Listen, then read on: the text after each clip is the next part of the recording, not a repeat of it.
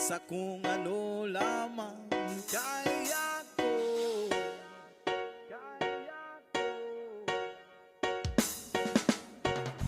Pigang-piga na sa mga problemang di masolusyonan agad. Parang wala nang bukas. Pwede bang umiwas?